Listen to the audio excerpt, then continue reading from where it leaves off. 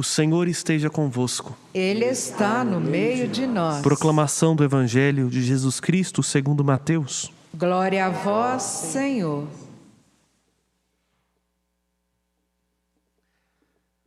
Naquele tempo, dirigindo-se para a sua terra, Jesus ensinava na sinagoga, de modo que todos ficavam admirados. E diziam: de onde lhe vem essa sabedoria e esses milagres? Não é ele o filho do carpinteiro? Sua mãe não se chama Maria e seus irmãos não são Tiago, José, Simão e Judas? E suas irmãs não moram conosco? Então, de onde lhe vem tudo isso? E ficaram escandalizados por causa dele. Jesus, porém, disse: um profeta só não é estimado em sua própria pátria e em sua família. E Jesus não fez ali muitos milagres, porque eles não tinham fé.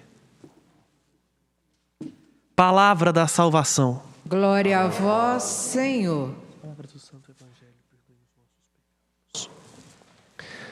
Meus irmãos e irmãs, hoje nós somos interpelados a perceber o quanto o nosso coração é contraditório. Na postura dos compatriotas de Jesus, nós podemos nos ver. Porque há uma contradição muito explícita. Ao mesmo tempo em que eles se encantam e ficam admirados com o ensinamento de Jesus, eles recusam porque era Jesus. Deixa eu tentar explicar melhor. A pátria de Jesus, de fato, o berço onde ele nasceu é Belém.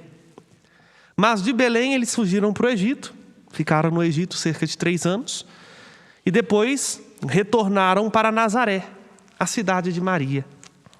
A cidade onde Maria e José viveram antes do nascimento de Jesus.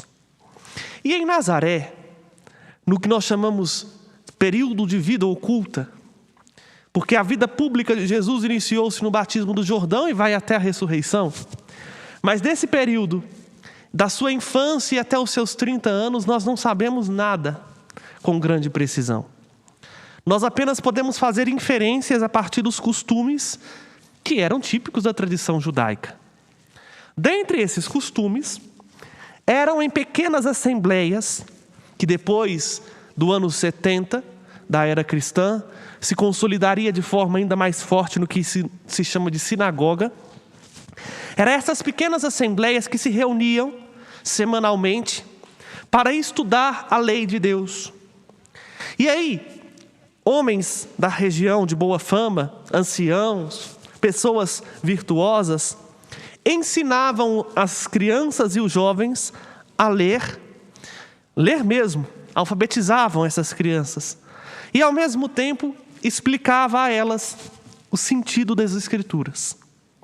É como que uma escola catequética, onde a criancinha e o jovem chegava para ter acesso à lei, à palavra de Deus, aprendia a ler, a escrever, e não só isso, aprendia o sentido da Escritura. Vejam, esse era o costume judaico. Muito provavelmente Jesus cresceu assim. Aprendeu a ler e a escrever nestas assembleias, nessas pequenas sinagogas. E agora, Jesus sai de Nazaré, anda tudo quanto é canto, anuncia o reino de Deus, realiza milagres, sinais e prodígios e decide voltar na sua terra. E o primeiro lugar que Jesus visita na sua própria terra é o lugar onde ele aprendeu a ler, a escrever, a crescer na vontade de Deus. É aquelas pessoas que muitos já haviam conhecido. É como quando nós padres vamos na nossa paróquia de origem. A gente conhece todo mundo, mesmo que tenha uns cabelinhos brancos a mais. Fulano que senta ali, ciclano que mora na rua tal, Beltrano que me ensinou isso. Eu gosto muito de ir na minha paróquia de origem, quando tenho oportunidade de celebrar, nosso coração volta renovado, porque volta lá no berço da nossa fé. Jesus fez essa experiência. Mas eles ficaram tão admirados entre si, porque eles se perguntavam: onde foi que esse menino aprendeu tudo isso? Não foi com a gente. A gente tem uma sabedoria muito limitada para ensinar algo tão grandioso, tão profundo como ele está ensinando. Onde que veio essa sabedoria? Eles não tinham problema nenhum com o ensinamento de Jesus. Isso precisa ficar claro. Pelo contrário, se admiravam. O problema deles era a pessoa de Jesus. Eles olhavam para o Jesus que viam crescer, para o Jesus que eles viram ensinar, ou melhor, que eles ensinaram e viram aprender a lei. Eles olharam para o Jesus que era filho da Maria, do José que é carpinteiro, que não tem instrução. Como é que pode?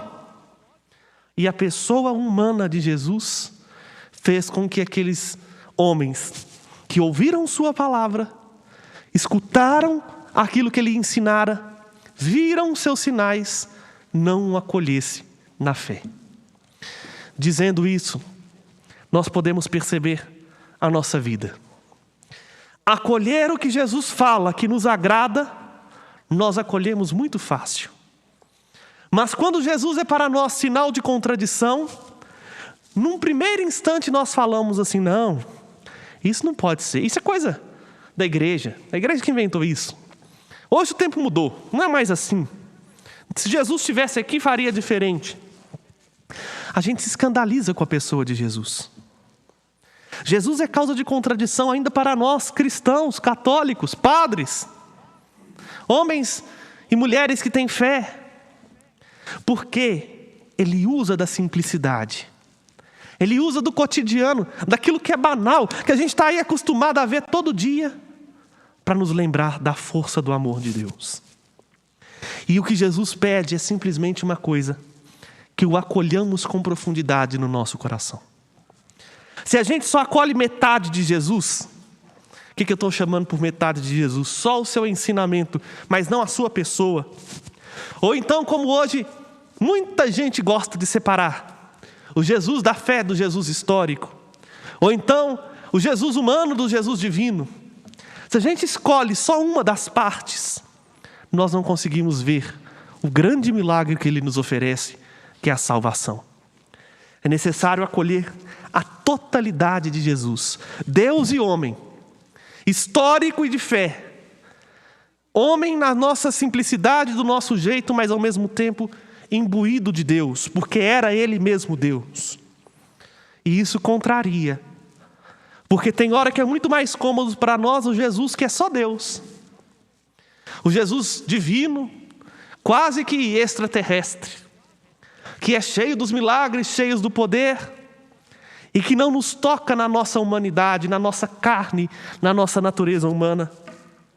Ou então, como é agora costume na igreja e está na moda, é muito mais fácil a gente ficar só com o Jesus humano, porque é parecido com a gente, é carne da nossa carne, e esquece que esse Jesus humano também é divino e nos aponta para Deus. O Jesus humano, para muita gente, o revolucionário, o líder social, o que está lá junto com os pobres, que quer mudança disso, mudança daquilo. Preciso, com muita clareza, deixar claro. Até ficou redundante. Preciso explicitar ainda mais que tanto Jesus só divino, quanto Jesus só humano, não existe.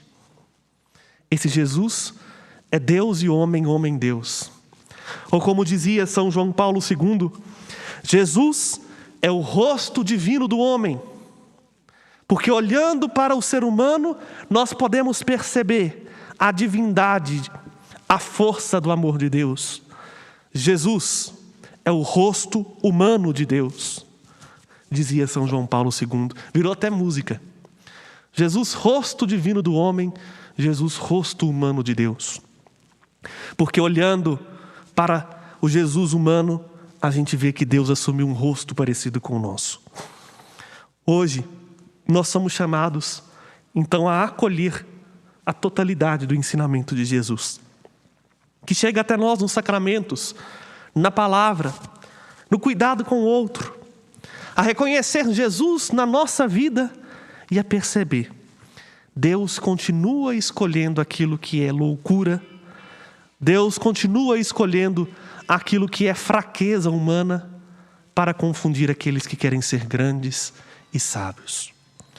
Só quem se faz pequeno, só quem é capaz de se rebaixar e acolher com totalidade o rosto humano de Deus, o rosto divino do homem, que é Jesus, mais do que encantar-se, pode provar e ver a força da salvação que Ele continua operando para aqueles que têm fé e o acolhem na fé.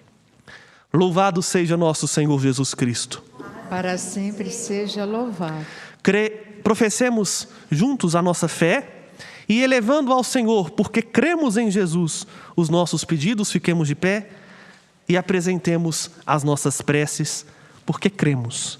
Cremos que Ele é o nosso Deus humano e o rosto humano de Deus. Responderemos: dai-nos vossa luz